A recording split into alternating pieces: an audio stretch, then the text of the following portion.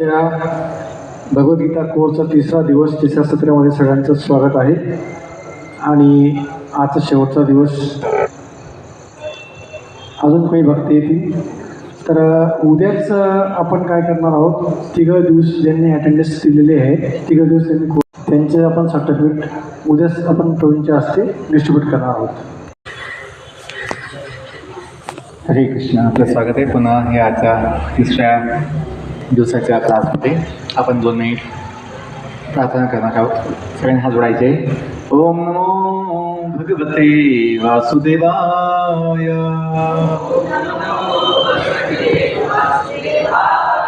ओम नमो भगवते वासुदेवाय.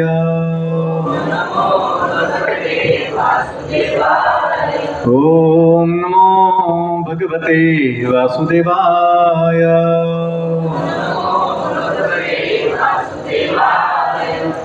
ओम ज्ञानतिमिरन्धस्य ज्ञानाञ्जनशलाकया चक्षुरुन्मीलितं तस्मै श्रीगुरुवे नमः.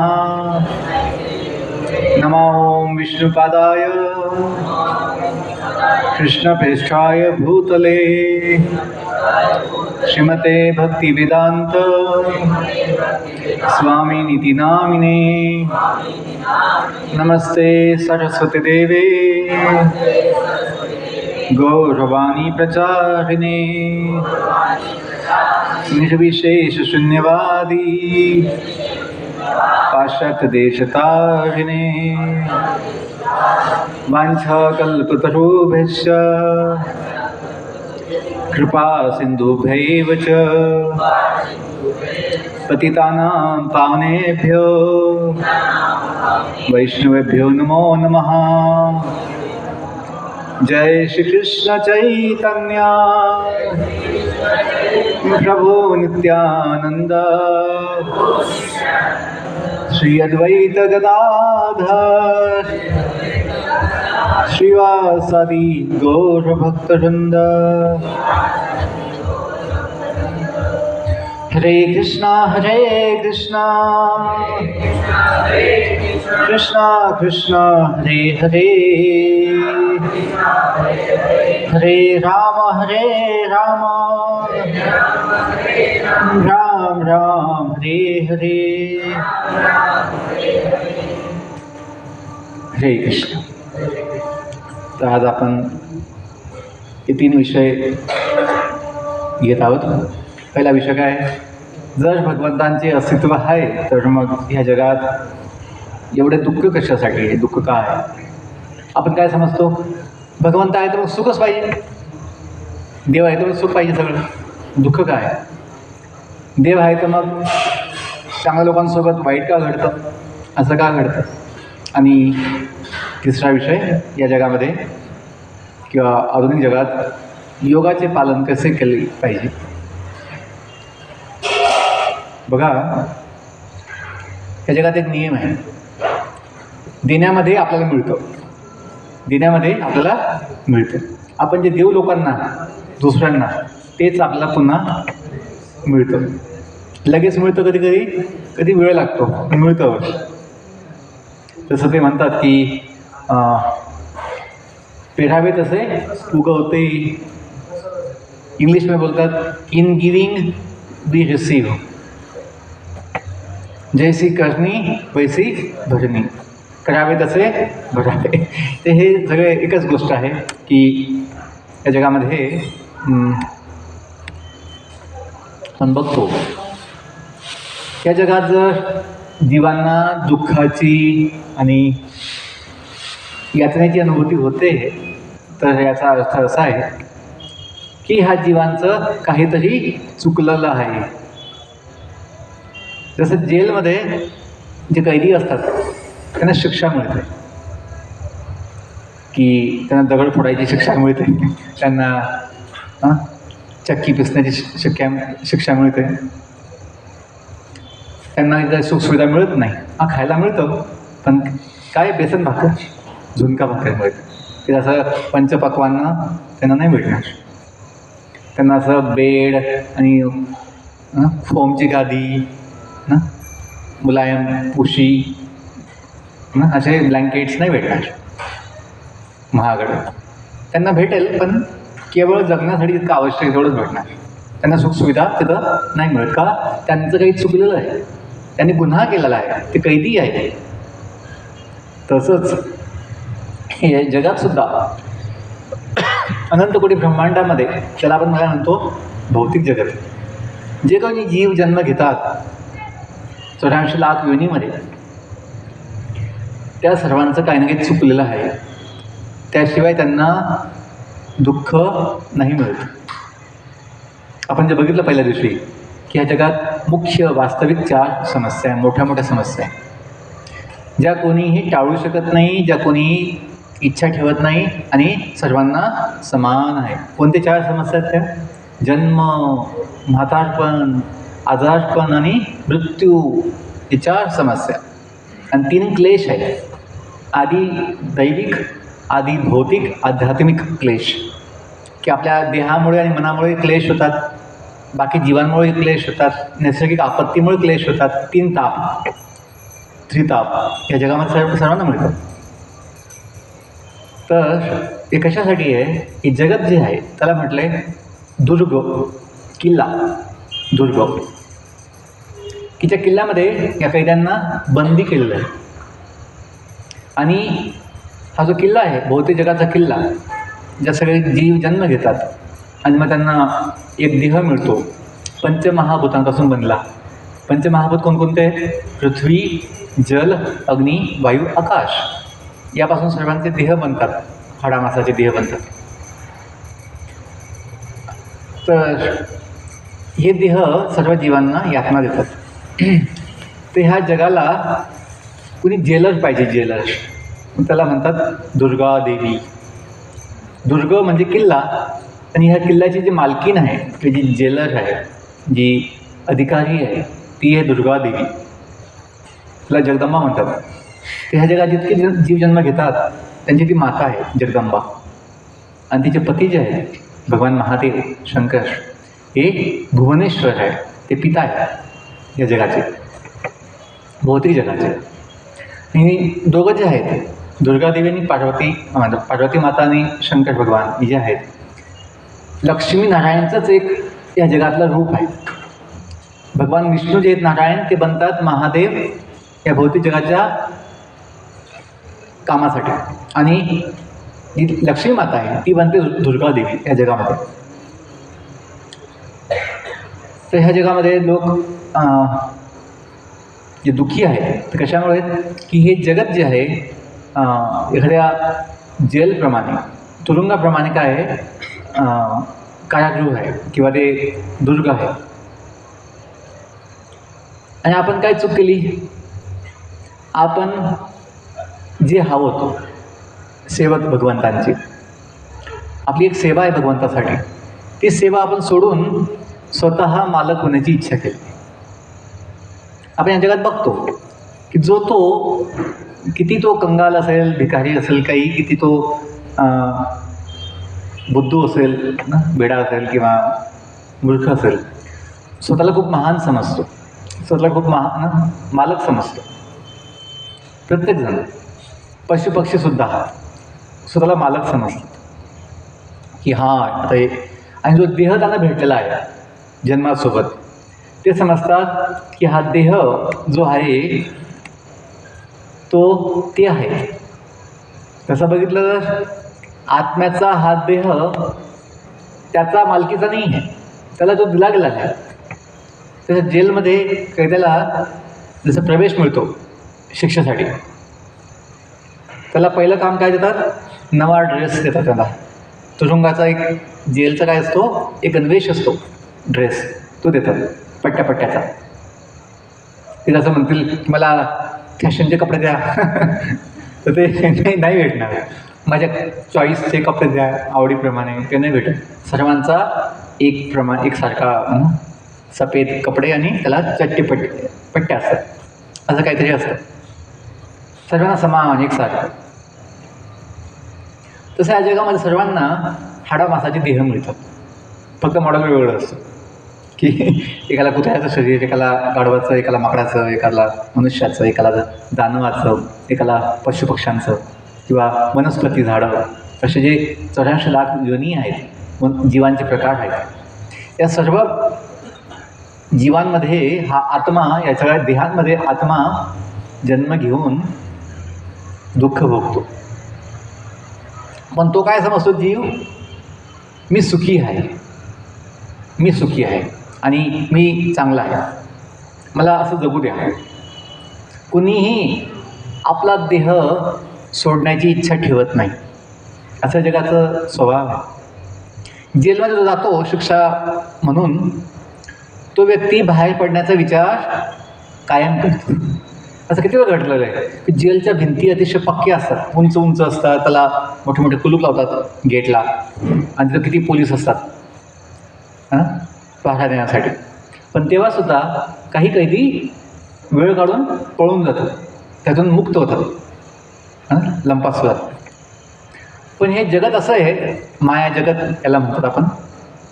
याच्यामध्ये असं दिसत नाही की कोणाला बंदी केलेलं आहे, कोणाला बेड्या घातलेल्या हातामध्ये, सगळं असं मुक्त आहे. पण कुणीही या जेलमधून बाहेर पडण्याचा विचार करत नाही. जो तो असं विचार ठेवतो, मला जगू द्या फक्त, बस या देहामध्ये मला जगू द्या. त्याला म्हातारपण आलेलं आहे, त्याला आजार झालेले आहेत, पण त्याला देह सोडण्याची इच्छा होत नाही. त्याला असं वाटतं की हा देह म्हणजे कोण आहे, मी आहे. आणि या देह संबंधित जे काही घर, कुटुंब, समाज, गाव, देश, हे माझं आहे, माझी जमीन, माझं शेत, माझं दुकान, मकान, अशी भावना या जीवाची असते. कशामुळे? अज्ञानामुळे. आणि अज्ञान का आलं त्याला? आत्मा तर भगवंताप्रमाणे काय आहे? सच्चिदानंद आहे. सच्चिदानंद. सत म्हणजे सत्य, अविनाशी. चित म्हणजे चिन्मय, आत्मा चिन्मय आहे, ज्ञानी भगवंताप्रमाणे, आणि तो आनंदमय आहे. पण ह्या जगात जीवाला काय अनुभव येतोय की तो नाशवान देहामध्ये आहे, तो अज्ञानामध्ये आहे. आत्मा चिन्मय, ज्ञानी, पण आता काय होतंय, आपलं ज्ञान नाही. जसं आपलं पोट का दुखतंय, आपल्या डोक्याला का यातना होते, डोक्यामध्ये अंग का दुखतंय, आपलंच कळत नाही कळत खूप वेळेस. आणि आपल्या देहामध्ये जे काही अवयव आहेत त्यांची स्थिती काय आहे आपल्याला काही कळत नाही, काही आपल्याला समजत नाही. पोट कसं काम करतं आहे, हृदय कसं काम करतं आहे, लिव्हर कसं काम करतं आहे, किडनी कशी काम करते, मेंदू कसा काम करतो. आपण आपले अवयव बघितलेले नाही, आपल्याला माहीत पण नाही ते कसे असतात. आपण फक्त फोटो बघतो दुसऱ्यांच्या, ते मॉडेलचे फोटो बघतो, हे असं हृदय असतं म्हणून. पण आपला हृदय कसं चालतं आहे मध्ये आपल्याला काही कल्पना नसते, कारण आपलं अज्ञान आहे. जसं आपण गाडीत बसतो, बसमध्ये, ट्रेनमध्ये. ट्रेन चालते कशी, बसमध्ये इंजिन चालतं कसं, आपल्याला एवढी कल्पना नसते.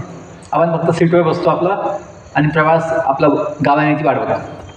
तसं ह्या देहामध्ये आपण बसलेले कोण आहे, प्रवासी आहोत. हे देह म्हणजे आपली गाडी, बॉडी आपली गाडी आहे, जीवन एक प्रवास आहे, आणि आत्मा काय आहे, प्रवासी. पण त्याला माहीत नाही आहे मी निघालो कुठून आहे, मला जायचं कुठे हे माहीत नाही आहे, म्हणून तो भरकटलेला आहे, दिशाहीन आहे, भरकटलेला आहे. त्याला योग्य दिशा नाही आहे. कशामुळे? अज्ञानामुळे. आणि अज्ञान का आलेलं आहे त्याला? अज्ञान यासाठी आलं आहे आत्म्याला, त्याने चुकीची इच्छा केली आहे. तो सेवक आहे, आणि आपल्या जीवनामध्ये आपल्याला सेवेमध्ये आनंद मिळतो. आपल्याला या जगामध्ये सेवा केल्याने आनंद मिळतो, पण आपण स्वतः मालक होण्याचा विचार ठेवून या जगात आलो आहे. प्रत्येकाचा स्वभाव हा सेवा करणे आहे, पण आपण स्वतःला काय समजतोय, मालक समजतोय. त्याला म्हणतात माया. जे नाही ते समजणे माया. मा म्हणजे नाही, या म्हणजे जे नाही ते समजणे माया, मायामोह. की ज्याच्यात सुख नाही ते आपण सुख समजतो, जे दुःख आहे ते सुख समजतो, आणि जे सुख आहे त्याला आपण दुःख समजतो. जसं भगवंताच्या भक्तीमध्ये लागणे हे सुखाचं गोष्ट आहे, पण आपल्याला ते दुःख वाटतं, नको नको नको, मला नको, इच्छा नाही, असं लोक म्हणतात. तर जीवाने एक चूक केली, चुकीची इच्छा केली, मालक होण्याची इच्छा केली, म्हणून ह्या जीवाचं जे स्वभाव आहे, शुद्ध भाव, सच्चिदानंद स्वभाव, तो गमावून बसला आहे. आणि ह्या जगात तो मग पतन होऊन आलेला आहे. पतन ह्या जगातल्या सगळ्या जीवांना म्हणतात पतित जीव. पतित म्हणजे जो खाली पडलेला आहे, पडलेला खाली. भगवत धाम कुठे आहे? वर, उत्तर दिशेला वर आहे. आणि आपण खाली पडलेलो या जगामध्ये, जे प्रतिबिंबप्रमाणे आहे. प्रतिबिंब जसं आपण बघतो नदीकाठी किंवा तलावाच्या काठी, समजा आंब्याचं झाड आहे, आंब्याचं झाड, तर तलावामध्ये असं दिसतं, पाण्यामध्ये, शांत पाण्यामध्ये, की झाडाला जे शेंडा आहे तो खाली आहे आणि खोड जे आहे ते वर आहे. असं उलटं झाड होईल ना, प्रतिबिंब जे होईल पाण्याचं पाण्यामध्ये ते काय उलटं होईल ना ते. तसं हे जगत जे आहे, भगवत धाम जे आहे, वैकुंठ जगत, त्याचं प्रतिबिंब आहे, उलटं आहे त्याचं. म्हणून त्या जगात जे महान गोष्टी आहेत, सेवाभाव, तो ह्या जगात लोक दाखवत नाही. या जगात ते लोक छोटी गोष्ट समजतात, काय नोकर आहे समजतात, काही कामाचा नाही समजतात. पण जो अभिमान दाखवतो या जगामध्ये, त्यात तो मोठा समजला जातो. आणि जो नम्र आहे त्याला लोक किंमत देत नाही, त्याला छोटं समजतं. तो उलट आहे या जगामध्ये. म्हणून ज्याच्यामध्ये सुख आहे ते लोक दुःख समजतात, आणि ज्यात दुःख आहे ते सुख समजतात. सांगायचं उद्देश आहे की भगवंत सुद्धा गीतेमध्ये सांगतात की इच्छा द्वेष समुत्थेन द्वंद्व मोहेन भारत सर्वभूतानि सम्मोहम सर्गे यान्ति परन्तपः.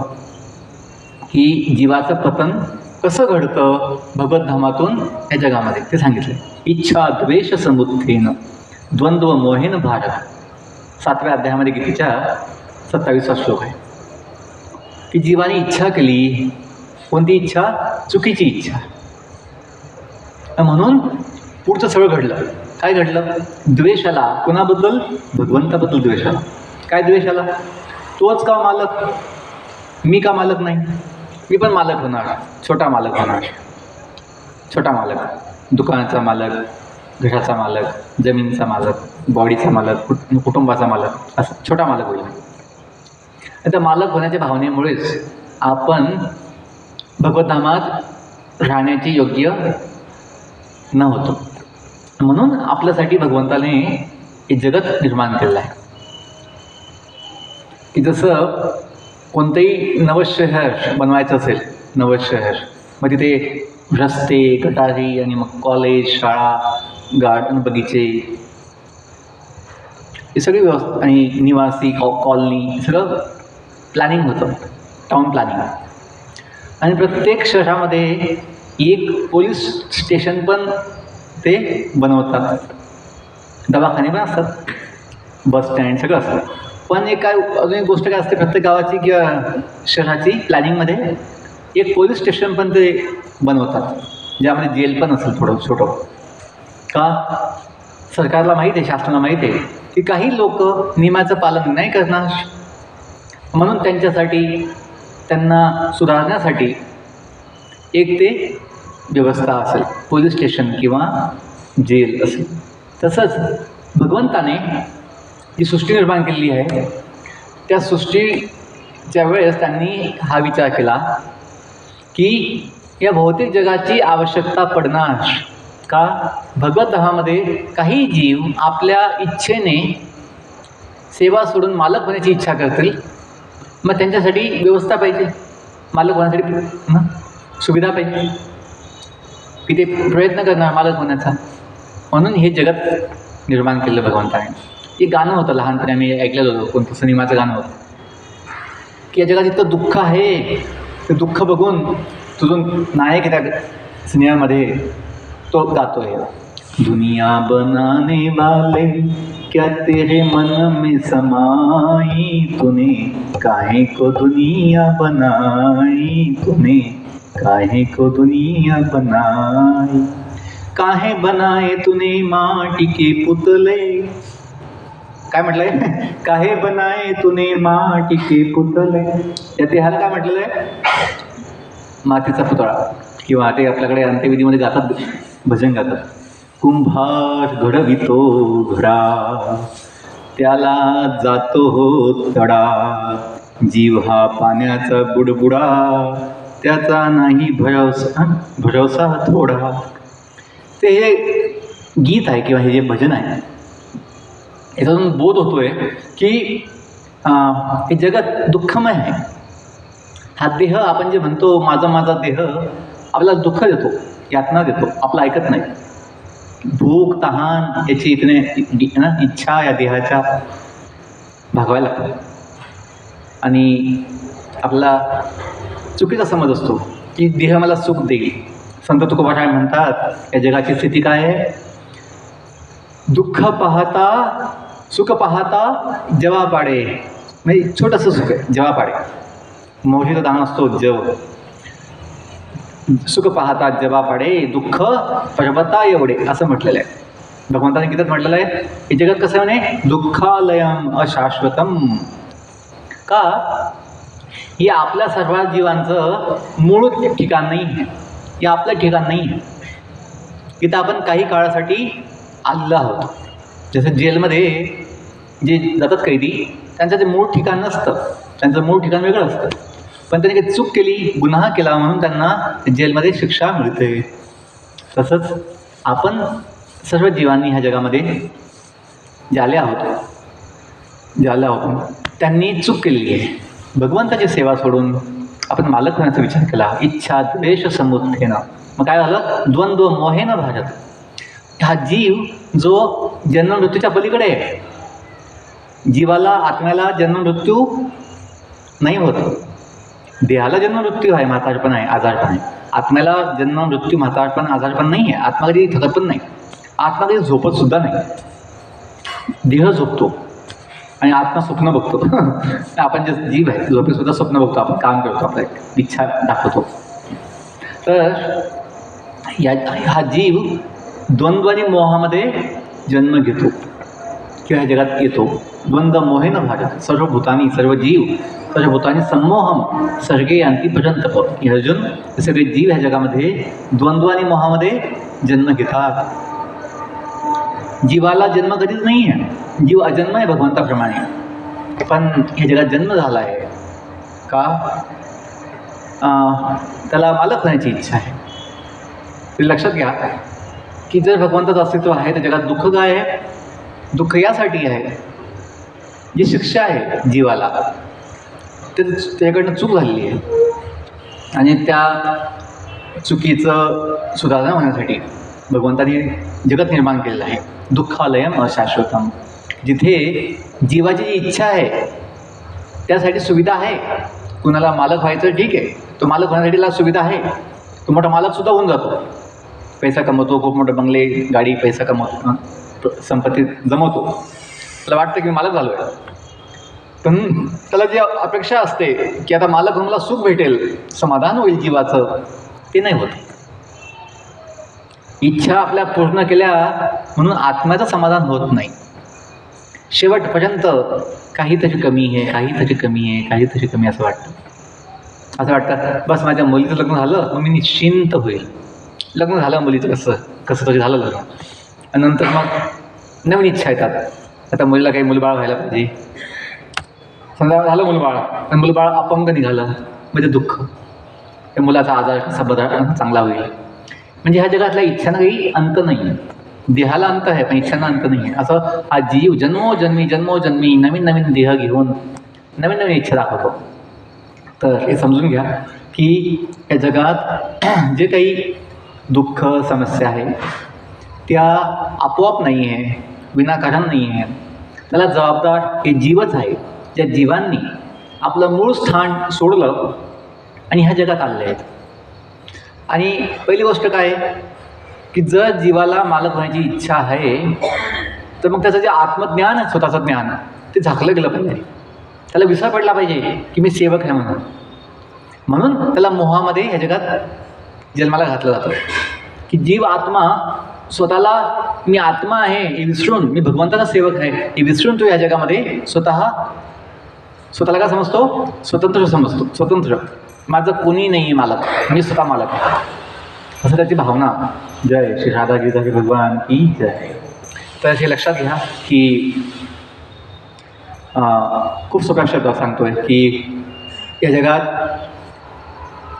चांगल्या लोकांसोबत वाईट का घडतं आपण जे समजतो ते काही असं नाही आहे की लोक खूप चांगले आहेत आणि वाईट का घडतं. त्या लोकांचं कुठे ना कुठे चुकलेलं असतं मागच्या जन्मामध्ये किंवा मागच्या भूतकाळामध्ये. त्याचं फळ म्हणून, कर्माचा नियम म्हणून त्यांना ते भोगणं भाग पडतं. ठीक आहे, आपण पुढे बघूया की हा एक लेखक आहे विदेशी, हेरॉल्ड कुशनर. यांचा 7 वर्षाचा मुलगा होता. त्याचा एका आजारामुळे मृत्यू झाला 7 वर्षाचा असताना. मग त्यांनी एक पुस्तक लिहिलं इंग्लिशमध्ये, when bad things happen to good people. आणि ह्या पुस्तकाच्या खूप जुनं कॉपी आहे. 4 मिलियन म्हणजे 40 लाख कॉपी पुस्तकं विकली गेलेली आहेत. जास्त आता खूप वाढलं असेल ते. तर ह्या व्यक्तीचा एक मुलगा 7 वर्षाचा जेव्हा मृत्यू पावला एका आजारामुळे 7 वर्षाचा असताना, यांना प्रश्न पडला की मी इतकं चांगलं आहे असं मला का आला अनुभव. त्यांनी पुस्तक लिहिलं, when bad things happen to good people. ते खूप प्रसिद्ध आहे, लोकांना असं जाणून घ्यायची इच्छा असते. निष्कर्ष, त्यांनी हा निष्कर्ष काढला की आपण जे म्हणतो भगवंत तो सर्वज्ञ आहे, त्याला सर्व ज्ञान आहे आणि तो सर्व शक्तिशाली पण आहे, पण तो दयाळू नाही आहे. त्याला तो त्या दया असती त्याने असं लहान मुलांना आजार देऊन त्यांचा मृत्यू नाही केला असता. तो दयाळू आहे पण तो सर्वज्ञ नाही आहे. त्याला ज्ञान नाही की माझ्या मुलाबद्दल त्याला माहीतच नाही आहे. लोक काय समजतात की भगवंताला शक्ती मर्यादित आहे भगवंताची, तो काही करू शकत नाही. असं नाही आहे, हे चुकीचं निष्कर्ष आहे. लोक भगवंतांना दोष देतात की असं ज्या घटना घडतात, आतंकवादी घटना किंवा सुनामी, वादळ येतात, भूकंप येतात, लोक भगवंतांना दोष देतात की भगवंतामुळे घडतं आहे. नाही, लोक बोट दाखवतात त्याच्यामुळे घडतं, भगवंतामुळे घडतं.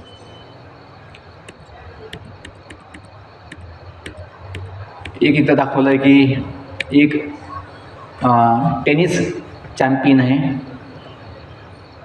अर्थर ॲश.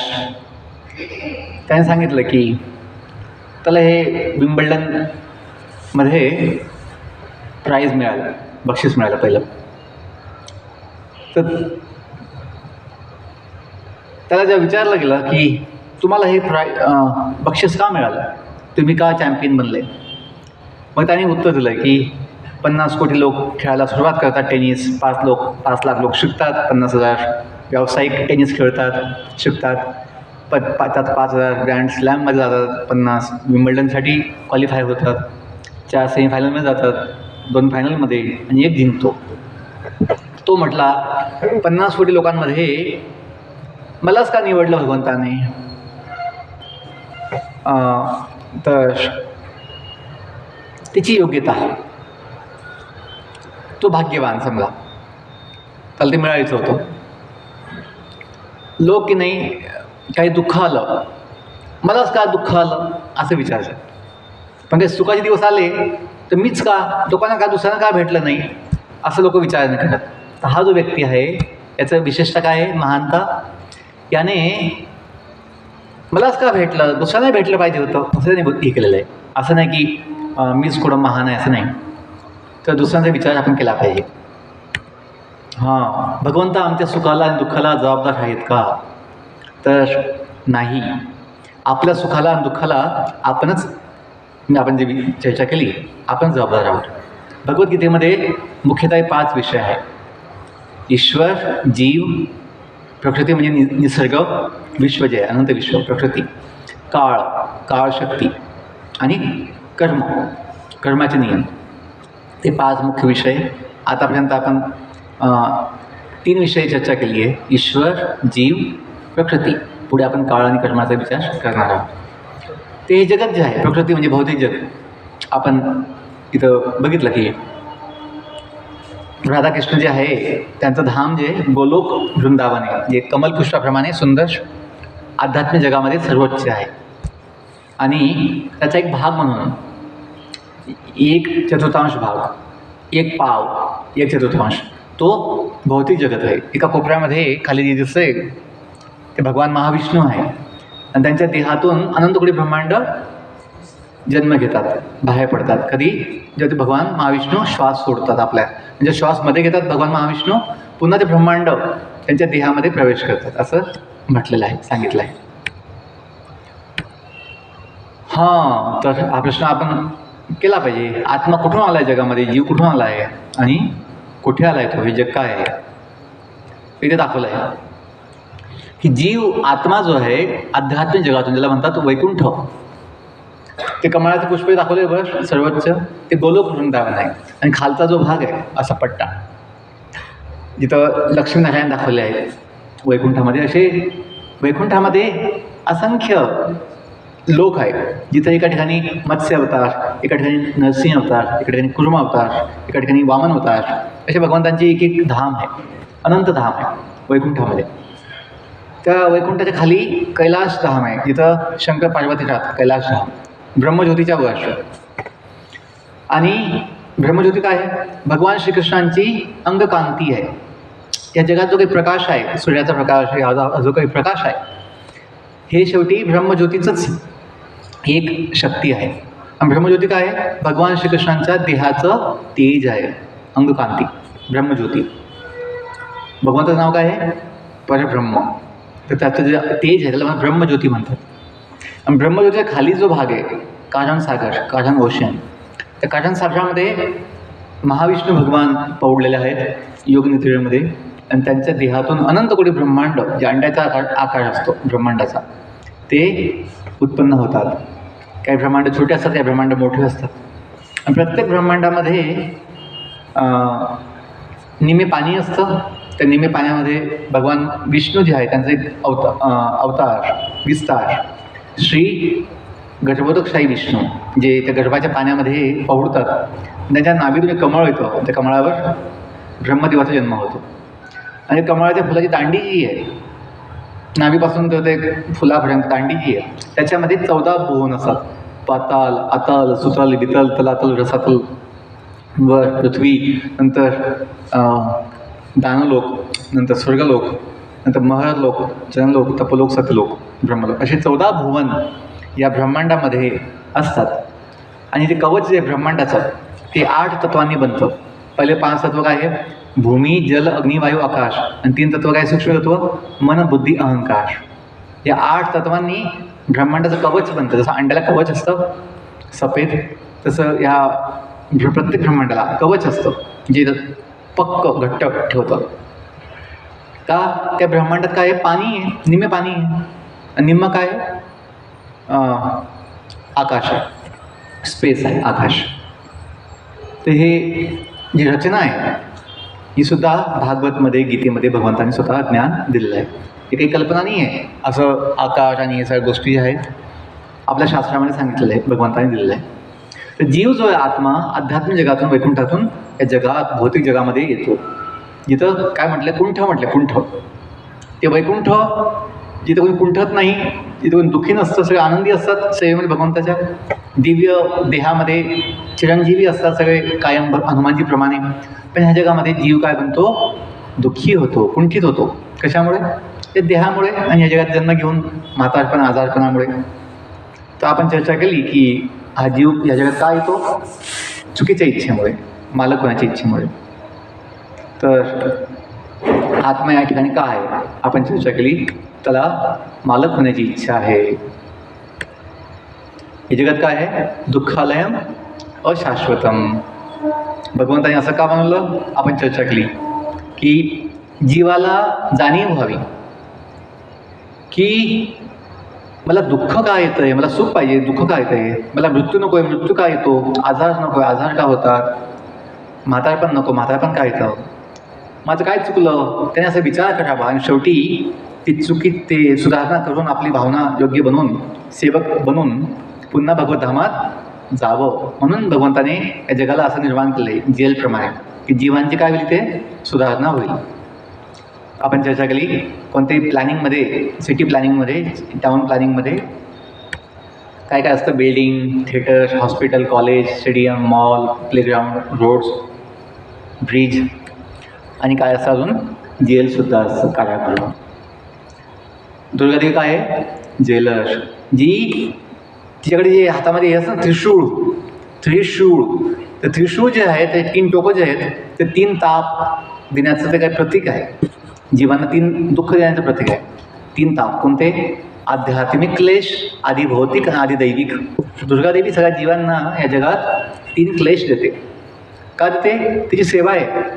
दुःख दिल्याशिवाय जीव विचार नाही करणार की देवा मला वाचव किंवा मला मदत कर. तर ते दुःख आपल्याला भगवंताजवळ आणतात. कधीला अगोदर काय मिळतो, ड्रेस मिळतो. तसं आत्म्याला या जगात मालक होण्याच्या इच्छेसाठी काय मिळतं, असे वेगवेगळे देह मिळतात. जीवाला किती इच्छा माहिती आहे, जीवाला कमीत कमी 84 लाख प्रकारच्या इच्छा आहे. कशाच्या, सुख भोगण्याच्या, मालक होण्याच्या. जसं डास असतो मच्छर, त्याला रक्त पिण्याची इच्छा आहे. मग तो मच्छर, तो जीवाला रक्त पिण्याची इच्छा आहे, तसा देह मिळाला आहे. ठीक आहे, तो डास बनून लोकांचं रक्त पी. कोणाला मांस खाण्याची इच्छा आहे, त्यांना जंगली पशूचा देह मिळतो. वाघ, सिंह, कोल्हा, लांडगा, कुत्रा, मांजर, बोक्या, ते उंदीर पकडून खातील किंवा जीवाला फोडून खातील. अशा ज्या इच्छा आहे जीवाच्या मालक होण्याच्या, काहींना उडण्याची खूप इच्छा आहे, काहींना पाण्यात जगण्याची इच्छा आहे, काहींना असं झाड बनून ना बसण्याची इच्छा आहे, एका ठिकाणी काहींना झोपण्याची इच्छा आहे. मग ते काय म्हणतील, अस्वल जंगलामध्ये. काहींना खूप खाण्याची इच्छा आहे, मग ते हत्ती बनतील, दिवसभर खातील, किंवा शेळी मेंढी बनतील, दिवसभर खातील. तर जशी जशी जीवाची इच्छा आहे तसे जसे काय मिळालेले देह आत्म्याला मिळतात. म्हणून हे 84 लाख प्रकारचे काय आहे, देह आहेत. आत्मा तर सगळ्यांचा सारखाच आहे, दिव्य आहे, पण त्याला हे बॉडी मिळतात कशासाठी, सुख भोगण्यासाठी, काही अनुभव घेण्यासाठी, भोग घेण्यासाठी. तर पद्मपुराण जे आहे 18 पुराणामध्ये एक मुख्य पुराण आहे पद्मपुराण. त्याच्यामध्ये हा श्लोक आहे, जलजानवलक्षानी सावरं लक्ष विंशती कृमयो रुद्रसंख्याका पक्षिणां दशलक्षणां 33 लक्षांनी पाशवा 4 मानुष्य. की एका श्लोकामध्ये जे 84 लाख योनी आहे त्यांची संख्या दिली आहे की 9 लाख जे आहेत जलजा, पाण्यातले जीव आहे 9 लाख, 9 लक्षांनी. स्थावरम लक्ष विंशती, 20 लाख काय आहे स्थावर, जे हलत नाही, वृक्ष, झाडं, वनस्पती. कृमयो रुद्र संख्या कहा, जे कीटक आहे, कीटक आणि सरपटणारे प्राणी ते 11 लाख आहे. रुद्र संख्या का म्हणजे 11 लाख. पक्षीनाम 10 लक्षणाम, पक्षी किती आहे, 10 लाख प्रकारचे पक्षी आहे जगामध्ये. आणि नुसती पृथ्वीची गोष्ट नाही आहे, अनंत एका ब्रह्मांडामध्ये जितके अनंत कोटी तारे ग्रह आहे आकाशामध्ये जितके आहेत, प्रत्येकावर जीवन आहे. त्या सगळ्यांच्या त्या जातींचं हे संख्या आहे, देवता दानव सगळे मिळून 33 लक्षांनी पाशवा. की 30 लाख काय आहे पशु आहे, पाळीव पशु, आपलं जंगली पशु. आणि 4 लक्षांनी मनुष्य, 4 लाख प्रकारचे मनुष्य आहेत. कुठे, पूर्ण ब्रह्मांडामध्ये. असं त्यांची आपण जर बेरीज केली टोटल काउंट ते किती आहे, 84 लाख. तर आपण समजू शकतो एका श्लोकामध्ये इतकं निश्चित आणि स्पष्ट ज्ञान दिलं भगवंताने की ब्रह्मांडामध्ये सजीवांच्या जाती किती, पाण्यातले जीव किती, हवेतले किती, ते सुद्धा स्पष्ट सांगितलेलं आहे. याच्यामध्ये कल्पना नाही आहे असं की असं असेल तसं असेल, स्पष्ट सांगितलं आहे. का, भगवंताला ज्ञान आहे की कुणाची किती संख्या आहे. ते जगत जे आहे याला म्हटलेलं की या जगात आत्मा जो आहे 3 गुणांनी बांधलेला असतो. ते 3 गुण कोणते, जसं जेलमध्ये काय असतं, बेड्या असतात, तसं ह्या जगामध्ये 3 गुण म्हणजे दोष. गुण म्हणजे संस्कृतमध्ये दोरसुद्धा होतात, दोर. त्या दोरांनी हे जे असं दाखवलं आहे कठपुतलीप्रमाणे, जीवांना हे 3 गुण जे आहे, तमोगुण, रजोगुण, सत्वगुण नाचवतात किंवा चालवतात. हे 3 गुण जीवाला या जगात बांधून ठेवतात. तर सगळ्यात चांगला गुण कोणता आहे? सत्वगुण. मधला गुण रजोगुण. सगळ्यात खालचा गुण तमोगुण. जसं इथं आपण बघू शकतो, उदाहरण आहे रामायणामध्ये. 3 भाऊ जे होते, रावण, विभीषण आणि कुंभकर्ण. तर 3 भाऊ 3 गुणामध्ये होते मुख्यतः. विभीषण जे होते भगवंताचे भक्त होते, त्यांचा गुण कोणता होता मुख्य? सत्वगुण. रावण जो होता तो कामी, क्रोधी, लोभी होता, तो होता रजोगुणामध्ये. आणि कुंभकर्ण जो 6 महिने झोपायचा, तो कोण होता? तमोगुणामध्ये होता. तर हे आपण बघू शकतो, याचे 3 गुण जीवांचे स्वभाव बनवतात. आपण म्हणतो हां तो सात्विक व्यक्ती आहे, तो तामसिक आहे, तो राजसिक आहे. ते तसे या जगात जे काही आहे, भोजन, आपले कपडे, आपले विचार, आपली जीवन पद्धती, दिवसातले 24 तासाची वेळ, हे सर्व काही 3 गुणामध्ये असतं. जसं सकाळी 4 वाजल्यापासून दुपारच्या 12 वाजेपर्यंत जे 8 तास आहे, त्याला म्हणतात सात्विक वेळ. दुपारचे 12 ते संध्याकाळचे 8 तास जे आहे, त्याला म्हणतात राजसिक. आणि रात्रीचे 8 ते सकाळचे 4 याला म्हणतात तामसिक. असं भोजनसुद्धा गीतेत सांगितलं भगवंताने, भोजन, आपली बुद्धी, आपले विचार हे सुद्धा 3 गुणांचे असतात, सात्विक, राजसिक, तामसिक. आपण प्रयत्न केला पाहिजे की तमोगुण, रजोगुण सोडून सत्वगुणामध्ये आलं पाहिजे. काळ जी शक्ती आहे भगवंताची, ती ह्या जगाला चालवते. जसं गीतेमध्ये ते सांगितलं भगवंताने, कालोस्मी लोकक्षय कृत प्रवृत्ता. जसं ते महाभारताच्या मालिकेमध्ये यायचं, मै काल हो. तर ते भगवंताचं शक्ती आहे काळ. आपण म्हणू ना त्याच्यावर काळाने झडप घातली, त्या काळाचा घात झाला. काल उसका आ गया असं म्हणतात लोक, की काळाने झडप घातली.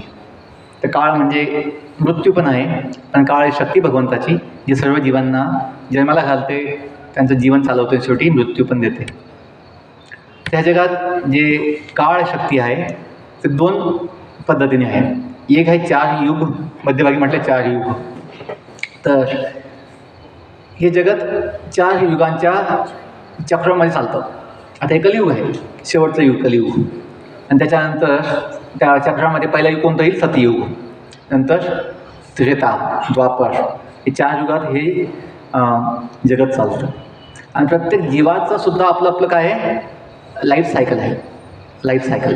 प्रत्येक जीवाचा जन्म होतो, पहिली जन्मस्थिती, नंतर त्याची वाढ होईल थोडी, नंतर त्याला एक असं स्थिरता येईल, नंतर तो मुलं उत्पादन करणार, प्रजा उत्पादन करणार, नंतर त्याला म्हातारपण येईल, आणि शेवटी एक मृत्यू होईल. 6 प्रत्येक जीवाला हे 6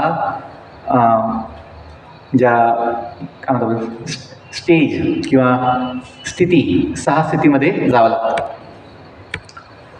तर कर्म, शेवटचं जे 5 गीतेमध्ये 5 मुख्य विषय, ईश्वर कोण आहे आपण चर्चा केली, भगवंत कोण आहे ते भगवान श्रीकृष्ण आहे. ईश्वर हा परमा कृष्ण सच्चिदानंद विग्रह, अनादिर आदिर गोविंद सर्व कारण कारण. सुद्धा भगवंत गीतेमध्ये सांगतात की अहम सर्वस्य प्रभवो मत्ता सर्वं प्रवर्तते इति मत्वा भजन्ते मां भूताभाव समन्विता. की मी सर्व जीवांचा काय आहे? उत्पत्ती करत आहे. मी सगळ्यांचा पिता आहे. पिता अहम माता अहम असं म्हणतात. शेवट ईश्वर आपण बघितलं, जीव कोण आहे? आत्मा आहे. तिसरा विषय बघितला जगत काय आहे. चौथा विषय बघितला काळ काय आहे. शेवटचा विषय गीतेचा कर्म. तिथं व्याख्या केली कर्माची. काळाच्या प्रभावात आणि प्रकृतीच्या 3 गुणांच्या नियंत्रणामध्ये जीवात्मा जे काही कार्य करतो त्याला कर्म असे म्हणतात. कर्माचे नियम आहे. काय नियम आहे कर्माचा? प्रत्येक क्रियेला समान आणि विरुद्ध अशी प्रतिक्रिया असते. तर चांगले कर्म आपण म्हणतो, चांगले कर्म केले पाहिजे. तर ते पुण्य कर्म म्हणून समजलं जातं. लोकांना मदत करणे. आणि मग काय होईल? चांगले कर्म केल्याने जीवाला, पुण्यकर्म केल्याने स्वर्गामध्ये जन्म मिळतो. ते पण जन्माचंच आहे. स्वर्ग काही मुक्ती नाही आहे. स्वर्ग म्हणजे भौतिक जगामध्येच एक धाम आहे, उच्च लोक आहे, जिथे देवतांचा वास असतो आणि देवतांची पूजा उपासना करून, चांगले कर्म करून, पुण्य कमवून जीवाला स्वर्गामध्ये काही दिवस वास मिळतो. लोक स्वर्गवासी होतात. आणि पुन्हा ते पुण्य संपलं की त्याला खाली यावं लागतं पृथ्वीवर नवीन पुण्य कमवण्यासाठी. वाईट कर्म, पाप कर्म की त्याला म्हणतात. त्याने काय होतं, जेलमध्ये आपलं नरकात जन्म मिळतो, ते शिक्षा होते. 4 पाप कर्मे मुख्य: मांसाहार, की दुसऱ्या जीवांना कापून मारून खाणे.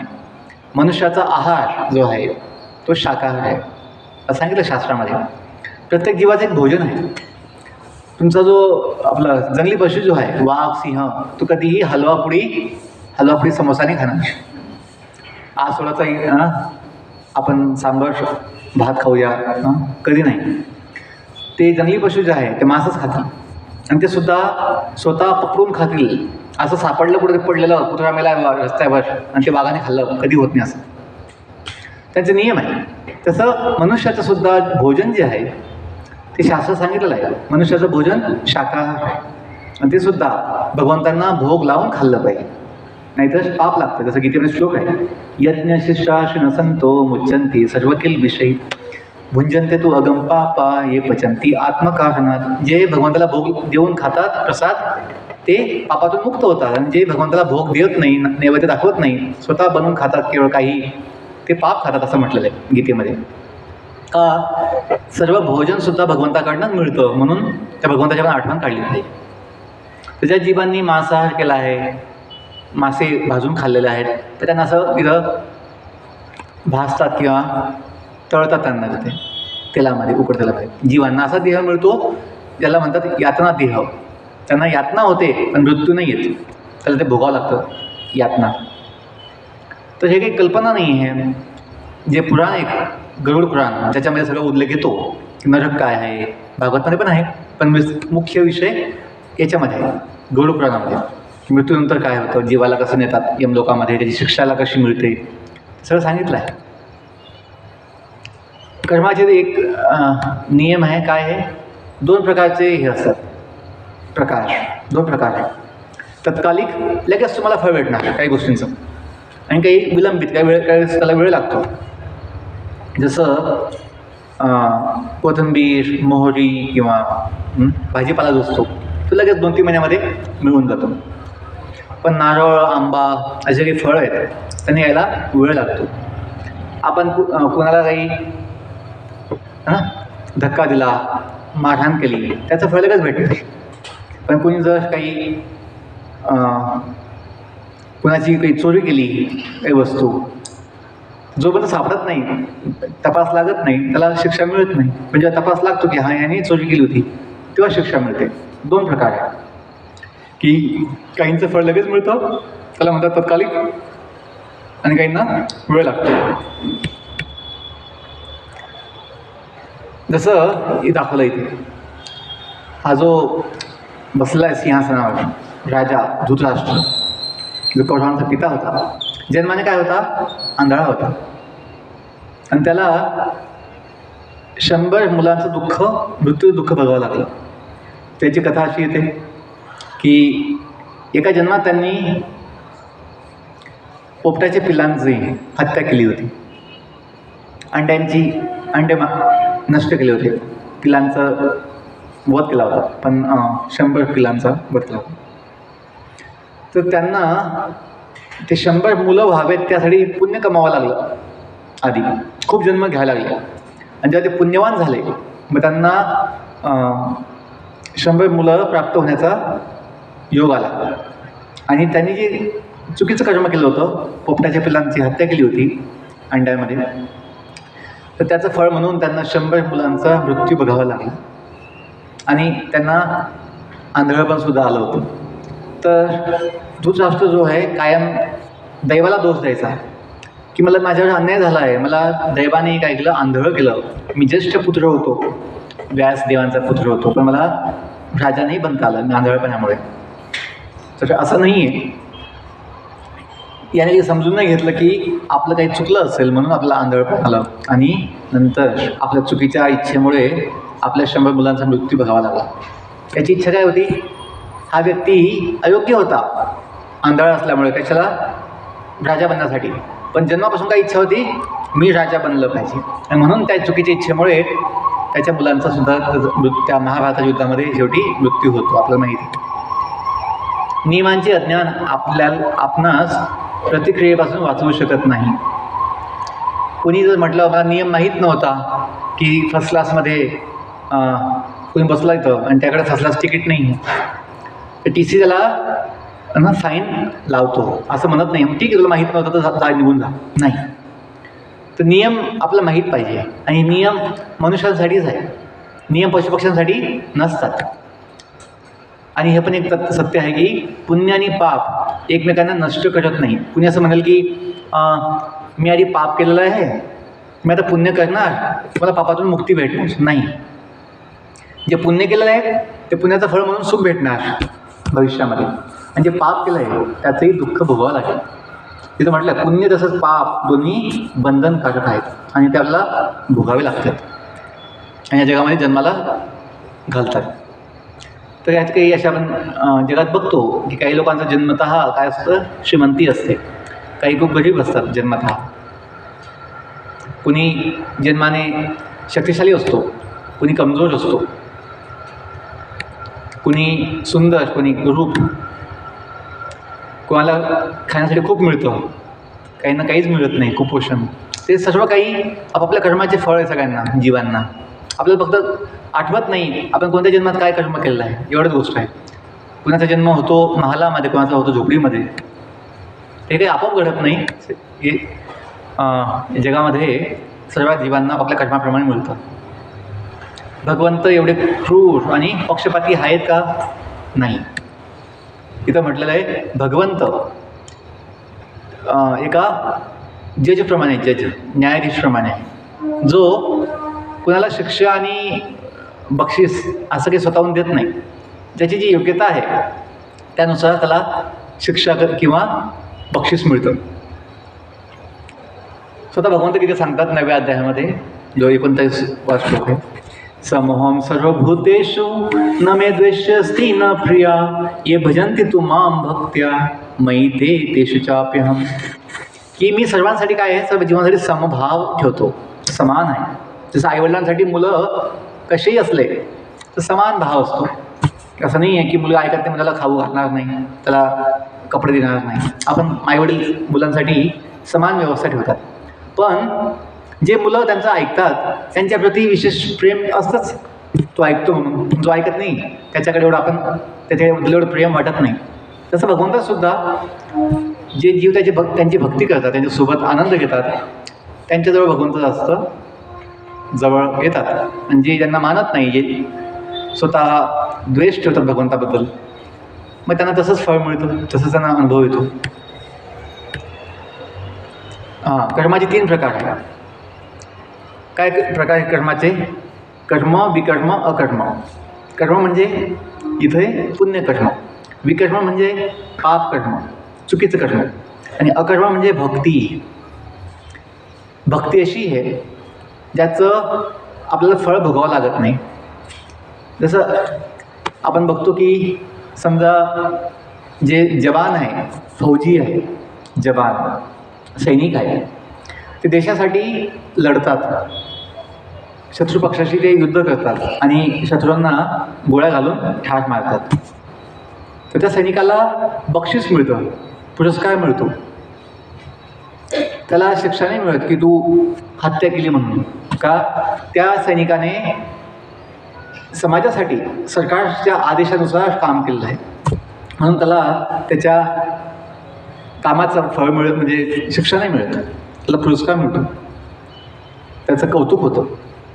तसंच या जगाचा मालक जो आहे, भगवंत जो आहे, त्याची सेवा म्हणून आपण जेव्हा जीवन जगतो तेव्हा आपल्यातून काही पाप पण झालं, चुकीचं कर्म पण झालं. जसं आपण समजा चालतोय, आपला आता पायाखाली खूप किड्यामुंगी मरतात, आपण जे भाजीपाला कापतो त्यात काही जीवांची हत्या होते, तर आपलं पाप लागत नाही. का आपण भगवंताची सेवा म्हणून जगतोय. जे जीव भगवंताची सेवा म्हणून जगत नाही त्यांना काही ना काही पाप लागतं, त्यांना आपल्या कर्माचं फळ भोगावं लागतं. असं हे 3 प्रकार आहेत: कर्म, विकर्म, अकर्म. त्याला अकर्म काय म्हटलं आहे? अकर्म म्हणजे त्याची तुम्हाला फळ भोगावं लागणार नाही. जसं पुन्हा जन्म घ्यावा लागणार नाही. आपण जर पुण्य काम केलं, दान धर्म केला खूप, पुन्हा जन्म घ्यावा लागेल त्याचं फळ भोगण्यासाठी. चुकीचं कर्म केलं त्याचा शिक्षा भोगण्यासाठी पुन्हा जन्म घ्यावा लागेल. पण भक्ती केली, अकर्म केलं, तर आपल्याला पुन्हा जन्म घेऊन यावं लागणार नाही. आपण पुढे जाऊ, भगवंताजवळ जाऊ. का? आपली सेवा करण्याची इच्छा आहे. आता मी काय केलं पाहिजे? तर असं म्हटलं, मनुष्यजन्म जो आहे प्लॅटफॉर्मसारखा आहे. Platform, train platform. तिथं अनेक गाड्या उभ्या असतात. तर इथं आपल्याकडे चॉईस आहे, निवड करण्याची चॉईस आहे. आता जायचं कुठे इथून, कोणती गाडी पकडायची? तर आपण बुद्धिमान असतो तर समजलं पाहिजे की आपण जिथून आलो आहे त्या गावी गेलं पाहिजे. ते गाव कोणतं आहे? भगवंताचं गाव. जाऊ देवाच्या गावा. न की ह्या जगामध्ये अनंतकोटी ब्रह्मांडामध्ये नवीन नवीन जन्म घ्यायचे, ते योग्य नाही आहे. आपल्यासाठी मुख्य उद्देश काय पाहिजे की आपण जिथून आलो आहे तिथे आपण जाण्याचा विचार केला पाहिजे. पशुपक्ष्यांना अशी बुद्धी नसते समजण्याची इथे येऊन आत्मज्ञान घेतील किंवा जगाचं ज्ञान घेतील. त्यांना फक्त देहाचंच सुखाची इच्छा असते. मनुष्य उच्च बुद्धीमुळे समजू शकतो की जन्म मृत्यूपासून मुक्ती कशी मिळणार. ती मुक्ती म्हणजे भक्तीने शक्य आहे की आपण सेवक आहे भगवंताचे, सेवा केली पाहिजे. हा जो भाव आपल्यामध्ये आला, निश्चितपणे आपण ह्या जगात सुद्धा आनंदी असू आणि ह्या जगातून बाहेर जाऊन सुद्धा मुक्तीचा अनुभव घेऊ शकतो. जीवन एक सराव आहे आणि मृत्यू त्याची परीक्षा आहे. आपण जर जिवंतपणे भक्ती केली असेल, भगवंताची सेवा म्हणून जगलो असेल, तर निश्चितपणे अंतकाळी मृत्यूच्या वेळेस आपल्याला भीतीने वाटणार, आपल्याला भगवंताची आठवण होऊन आपल्याला मुक्ती मिळणार असं म्हटलं आहे. तर परीक्षा आहे. मृत्यू काय आहे? परीक्षा आहे. जो पास होईल त्याला मुक्ती भेटणार, मोक्ष भेटणार, आणि जो नापास होईल त्याला पुन्हा जन्म घेऊन दुःख भोगावं लागेल असं आहे. मी भगवंत धामात कसे जाऊ शकतो? आपण ही चर्चा केली. आपण सेवक आहात भगवंताचे, आपण भगवंताचे अंश आहोत हे जाणून, भगवंत आपले माता पिता आहे, आपलं मूळ गाव भगवंताचं गाव आहे, आम्ही वैकुंठवासी आलो याच कारणासी, तुकोबांचं जे वचन आहे ते आपण जाणलं मग आपण जाऊ शकतो, इच्छा असेल तर. आपल्या इच्छेशिवाय भगवंत आपल्याला नेणार नाही. तसं मुलांच्या इच्छेशिवाय आईवडील त्यांना काही देत नाहीत. मागील सर्व प्रतिक्रियांपासून मुक्त होऊन, म्हणजे आपण जे कर्म केलेलं आहे त्यातून मुक्त होऊन भक्ती आपण जर केली तर आपण भगवतधामात जाऊ शकतो. भक्तीला काय म्हणतात? अकर्म, की त्याचं फळ भोगावं लागत नाही. जसं बघितलं दाखवलं आहे की जर ह्या सैनिकाने लहान मुलाची हत्या केली त्याला शिक्षा होईल, त्याला शिक्षाने फाशी होईल. भक्तिकर्म म्हणजे भगवंतांना सर्वोच्च अधिकारी मालक जाणून त्यांच्या आज्ञेचे पालन करणे. तस्मात योगी भव अर्जुन. भगवंताची इच्छा आहे आपण काय व्हावं? भोगी नाही व्हावं, रोगी नाही व्हावं, आपण योगी व्हावं ही भगवंताची इच्छा आहे. योगी म्हणजे काय? जो भगवंतांचा सेवक बनतो, भगवंताशी आपला संबंध जोडतो, तो योगी. योग, लोकांना वाटतं योग म्हणजे काय? फक्त प्राणायाम आहे, फक्त आसन आहे. नाही. योग कशासाठी आहे? योग कशासाठी नाही आहे म्हटलं इथं. योग केवळ चांगलं शरीर कमवण्यासाठी नाही आहे, ते छोटी गोष्ट आहे. योग केवळ चांगलं भोग घेण्यासाठी नाही आहे. योग केवळ काही सिद्धी, योगिक सिद्धी प्राप्त करण्यासाठी नाही आहे. ते छोटी छोटी त्याचे फळ आहेत किंवा त्याचे लाभ आहेत. मुख्य योग जे आहे ते आहे जोडणे, संबंध जोडणे. कुणाशी संबंध जोडणे? भगवंताशी. आपण ज्याचे आहोत त्याचे बनणे म्हणजे योग.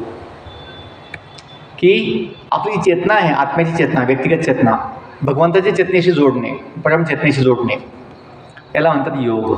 जीवात्मा आणि भगवंताचा संबंध जोडणे म्हणजे योग. योगी तो व्यक्ती आहे ज्याचे जीवन तसेच कार्य भगवंतांशी त्याचा संबंध पुनर्स्थापित करण्यासाठी आहे. अशी पद्धती जी भगवंतांशी आपला प्रेममय संबंध पुन्हा प्रस्थापित करते तिला काय म्हणतात? भक्तियोग. गीतेमध्ये 4 योग सांगितलेले आहेत.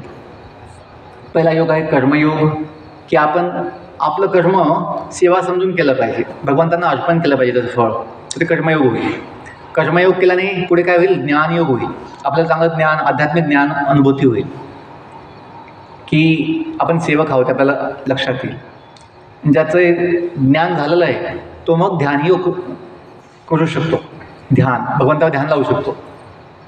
आणि ध्यान योग ज्याने केलेला आहे त्याला शेवटी भक्तियोगाची प्राप्ती होते.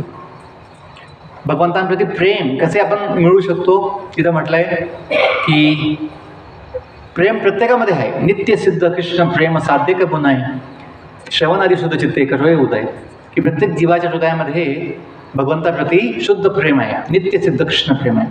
फक्त त्याला झोपलेलं आहे, ते सुप्त अवस्थेमध्ये आहे, ते आपण जागं केलं पाहिजे. ते कसं होईल, तर गीतेच्या आपल्या भक्तीच्या आधी यासाठी म्हटलं की आपला आता आपल्याला स्वाभाविक प्रेम का नाही आत्म्याला, त्याच्यामध्ये हे 6 विकार आहे, काम, क्रोध, लोभ, मद, मोह, मत्सर. हे 6 विकार आत्म्याला अशुद्ध बनवतात. आणि 6 विकारांमुळे आत्म्याचं जे प्रेम आहे ते झाकलेलं असतं.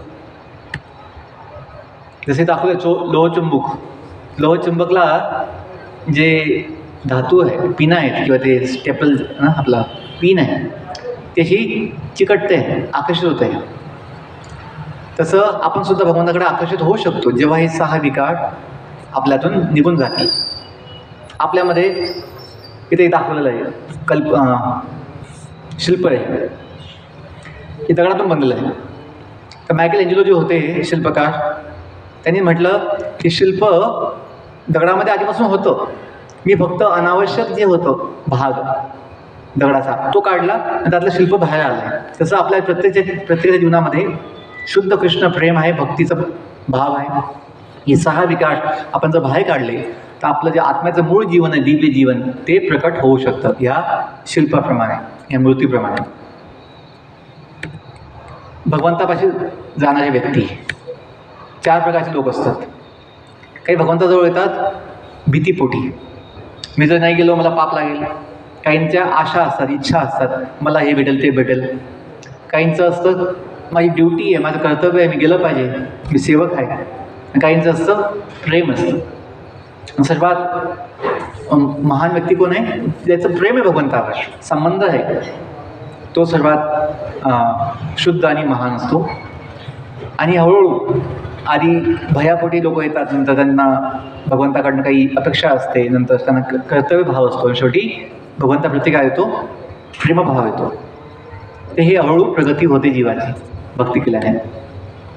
भक्तीचे 9 विधी आहेत, 9दा भक्ती. श्रवणम पहिला विधी आहे श्रवण, जसं तुम्ही ऐकतात सगळेजण. श्रवण आपण जे ऐकलं ते लोकांना सांगणे, कीर्तन जे ऐकलं आपण श्रवण केलं आहे ते बोललं आहे आपण, ते आठवण, चिंतन, स्मरण करणे, ती पण भक्तीची पद्धती आहे. पादसेवन, भगवंतांची सेवा, पादसेवन, चरणांची सेवा, अर्चनम, पूजा, वंदनम, भगवंतांच्या स्तुती करणे, वंदना, दास्यम, तुम्ही सेवक आहेत, सेवा करणे, साख्यम, आपण भगवंताचे सखा आहोत हे जाणून किंवा भगवंताचे सखा आहे या भावनेत सेवा करणे, आणि शेवटी सर्व समर्पण करणे, आत्मनिवेदन.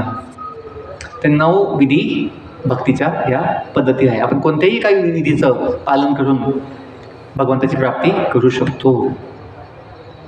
तर आपल्या जीवनात आपण कुटुंब जीवनातसुद्धा भक्तीचं पालन कसं करू शकतो असं म्हटलं आहे. तर इथं प्रश्न केला आहे, भगवंतांनी गीता सांगण्यासाठी अर्जुनलाच का निवडलं. कारण की आपण लोकांनी कारणं सांगू नये की माझं कुटुंब आहे आणि मी आता म्हातारा आहे, किंवा ही गीता जी आहे ती म्हाताऱ्यांसाठी आहे, आता मी म्हातारा नाही आहे, मला खूप कामं आहेत, मला जॉब आहे, मला खूप कर्तव्य आहे, साधूंसाठी केवळ गीता, किंवा मला वेळ नाही आहे, असं सांगू नये. म्हणून जो अर्जुन मोठा योद्धा होता, तो कुटुंबाचा सदस्य होता, त्याला पत्नी होत्या, मुलं होते, तर त्याला मोठी जबाबदारी होती, तर त्याला निवडलेलं आहे भगवंतांनी. म्हणजे गीता ही सर्वांसाठी आहे, आपण जाणलं पाहिजे, प्रत्येकासाठी आहे, म्हणून त्याला निवडलं. आता आपण काय केलं पाहिजे, आपण इथं म्हटलं आहे, गीतेचा श्लोक आहे भगवंतांचा, 4थ्या अध्यायात भगवंत म्हणतात की आपण गुरुकडनं ज्ञान घेतलं पाहिजे. जसं तुम्ही घेता येते तद विद्धी प्रणिपातेन परिप्रश्नेन सेवया उपदेक्षन्ति ते ज्ञानम ज्ञानिना तत्वदर्शनम. की जसं डॉक्टर बनण्यासाठी लोकांना परीक्षा देऊन मेडिकल कॉलेजमध्ये ॲडमिशन घ्यावं लागतं, तिथे 4-5 वर्ष 6 वर्ष अभ्यास करावा लागतो, शिकावं लागतं टीचरकडनं शिक्षकाकडनं. तसंच भक्त बनण्यासाठी भगवंतांचा सेवक बनण्यासाठी सुद्धा आपल्याला टीचरकडे जाणं आवश्यक आहे. टीचर कोण आहे? गुरु. गुरु ज्यांना ज्ञान आहे, ज्यांनी भगवंताचा अनुभव घेतलेला आहे, त्यांच्याकडनं आपण ज्ञान घेऊन भगवंताची सेवा करू शकतो. ते ह्या जगामध्ये 4 संप्रदाय आहेत जे भगवंतापासून आलेले आहेत. पहिला संप्रदाय आहे लक्ष्मीदेवीचा, त्याला म्हणतात श्री संप्रदाय. दुसरा संप्रदाय आहे महादेवांचा, त्याला म्हणतात रुद्र संप्रदाय. तिसरा आहे कुमार संप्रदाय, 4 कुमार जे आहेत मानसपुत्र ब्रह्मदेवाचे 4 कुमार, त्यांचा संप्रदाय. आणि एक संप्रदाय ब्रह्मदेवाचा आहे ब्रह्मगौडीय संप्रदाय. आणि प्रत्येक या 4 संप्रदायापैकी प्रत्येकाचा एक विशेष संस्थापक आचार्य आहेत. रामानुजाचार्य, निंबाळकाचार्य, विष्णुस्वामी, मध्वाचार्य. ते पण या 4 संप्रदायामध्ये आपण जर गुरुचा आश्रय घेतला तर आपल्याला निश्चितपणे भक्तीचा आणि भगवंताची प्राप्ती होऊ शकते. आता हा इस्कॉन जी संस्था आहे त्याचा संप्रदाय हा आहे ब्रह्म मध्व गौडीय संप्रदाय. गौडीय म्हणजे चैतन्य महाप्रभू जे बंगालचे होते, गौडीय गौड देश, त्यांचे अनुयायी आहेत. ते इथं परंपरा दाखवलेली आहे की भगवान श्रीकृष्णापासून ब्रह्मदेवाला ज्ञान मिळालं, ब्रह्मदेवाला ज्ञान दिलं, नारद मुनींना ज्ञान दिलं, व्यासदेवांना. त्यांचे शिष्य कोण बनले? मध्वाचार्य ज्यांनी असा हात केला आहे. त्यांचे शिष्य कोण बनले? चैतन्य महाप्रभू. त्या परंपरेमध्ये पुढे आले चैतन्य महाप्रभू. पुढे त्याच्या परंपरेमध्ये जगन्नाथदास बाबाजी, भक्तिविनोद ठाकूर, गौरकृष्णदास बाबाजी, त्यांचे शिष्य भक्तिसिद्धांत ठाकूर, त्यांचे शिष्य इस्कॉनचे संस्थापक स्वामी प्रभुपाद भक्तिवेदांत स्वामी. ते ह्या परंपरेमध्ये आपण ज्ञान घेतोय आता इथे इस्कॉनमध्ये. प्रामाणिक गुरु कोण आहे? प्रामाणिक गुरु तो असतो ज्याची एक प्रामाणिक काय आहे परंपरा आहे. मी गुरु आहे पण मी कोणाचा शिष्य नाही, असं नाही व्हायला पाहिजे. स्वयंघोषित गुरु कोणी होऊ शकत नाही. प्रत्येक गुरु हा कोणाचा शिष्य असला पाहिजे. तर आपली परंपरा असली पाहिजे गुरुची. गुरुमध्ये काय पाहिजे? इंद्रिय संयम पाहिजे. आणि गुरु हा भगवंताच्या सेवेमध्ये संलग्न युक्त पाहिजे. गुरुला शास्त्रांचं ज्ञान पाहिजे, सार माहीत पाहिजे, भक्तीचं ज्ञान पाहिजे. आणि गुरु कसा पाहिजे? आचार्य पाहिजे, जो आपल्या आचरणाने शिकवितो. असं नाही फक्त ज्ञान देईल स्वतः नशा करणार, चुकीचं काम करणार, असं नाही. तर इस्कॉनमध्ये पूर्ण विश्वभर अनेक संस्थापक प्रभुपाद जे आहेत त्यांचे शिष्य आहेत जे गुरु बनून दीक्षा देतात, शिष्य बनवतात. प्रत्येक देशामध्ये आज इस्कॉनचे भक्त आहेत, गुरु आहेत जे दीक्षा देऊन शिष्य बनवतात. प्रत्येक युगाचा एक धर्म असतो, युगधर्म. इथे एक श्लोक आहे भागवतांचा, कृते तथायतो विष्णू त्रेतायाम यजतो मखे द्वापारे परिचर्यायाम कलौ तद हरिकीर्तनात. सतयुगामध्ये भगवान विष्णूंचं ध्यान लावायचं अशी पद्धती होती. त्रेतायुगामध्ये यज्ञ मोठमोठे करायचे अशी भगवत प्राप्तीची विधी होती. द्वापार मागच्या युगामध्ये परिचर्यायाम मोठमोठे मंदिर बांधून मंदिर सेवा करायची अशी विधी होती. पण कलियुगामध्ये हे शक्य नाही, म्हणून कलौ तद हरिकीर्तनात. जसं हरिपाठामध्ये सर्व संत महात्म्यांनी नामाचा महिमा सांगितला आहे. हरिमुखी म्हणा, हरिमुखी म्हणा, पुण्याची गणना कोण करी. कलियुगामध्ये आपल्याकडनं एवढीच अपेक्षा आहे की आपण भगवंताचं नाम घ्यावं, भगवंताचं नाम गावं. की कलौ तद हरिकीर्तनात हे भागवतचं वचन आहे 5000 वर्षापूर्वीचं, की कलियुगामध्ये मुख्य विधी भगवत प्राप्तीचं काय आहे? नाम संकीर्तन, हरिकीर्तन. त्याचं भागवतचा श्लोक आहे शेवटच्या स्कंदामध्ये, कलेज दोष निधे राजन अस्ति एक महान गुण कीर्तनादेव कृष्णस्य मुक्त संग परम प्रचेत. कलियुग जे दोषाचा सागर आहे, प्रत्येक व्यक्ती दोष आहे जगामध्ये कलियुगामध्ये. पण एक महान गुण आहे. काय महान गुण आहे? भगवान श्रीकृष्णांचं नाम संकीर्तन केल्याने प्रत्येकाला मुक्ती मिळू शकते, भगवंताचा संग भक्ती मिळू शकते असं म्हटलेलं आहे. तर कलिसंतरण उपनिषद आहे, कलियुगाचं उपनिषद कलिसंतरण उपनिषद. कलियुगामध्ये तरुण गाण्याचं उपनिषद कलिसंच उपनिषद त्यात म्हटलेलं आहे, हरे नाम केवलम कलौ नास्तीएव नास्तीएव गती अन्यथा. कलियुगामध्ये हरिनामाशिवाय दुसरा कोणताही उपाय नाही. धन्यवाद. हरे कृष्णा कृष्णा कृष्णा हरे हरे, हरे राम राम राम हरे. तर आपण जर इतकं केलं की कमीत कमी 10 मिनटं 20 मिनटं थोडा वेळ काढून जपमाळ ना, नाम जपण्याची माळ असते जपमाळ, ती घेऊन आपण जर भगवान नामाचा जप केला, हरे कृष्णा कृष्णा कृष्णा हरे हरे, हरे राम राम राम हरे, तर आपल्याला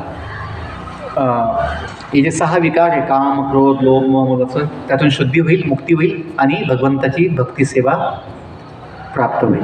असं हे सोपं सगळ्या शास्त्रांचं गीता भागवतचं सार आहे की आपण जर भक्ती करायची आहे तर भक्तीचा मुख्य अंग काय कलियुगामध्ये? नाम जप आणि नाम कीर्तन. हरे कृष्णा कृष्णा कृष्णा हरे हरे, हरे राम राम राम हरे हरे. ही आपण आपल्या घरी मुलांसोबत कुटुंबाच्या लोकांसोबत 2-5 लोक बसून आपण गाऊ शकतो. 5-10 मिनटं आनंद घेऊ शकतो. खूप सोपं आहे, केलं तर खूप सोपं आहे की नाम घेता उठाउठी वय संसाराची तुटी, ऐसा लाभ बांधा गाठी विठ्ठल पायी पडे मिठी, नामा परते साधन नाही आणि जे तू करशील काही, तू हाकार होणे सांगे तुका, नाम घेता राहू नका. नाम घेतल्याशिवाय राहू नका, बसता उठता नाम घेत चला आणि भगवंताची भक्ती सेवा प्राप्त करा. हरे कृष्ण.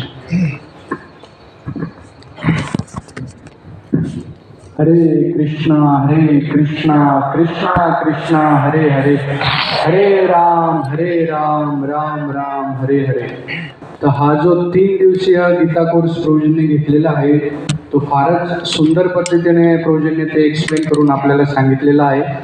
आजचाही जो शेवटचा दिवस होता तो सर्वांना आवडला आणि मी असं मानतो की सर्वांना तो समजलाही आहे व्यवस्थित रीतीने.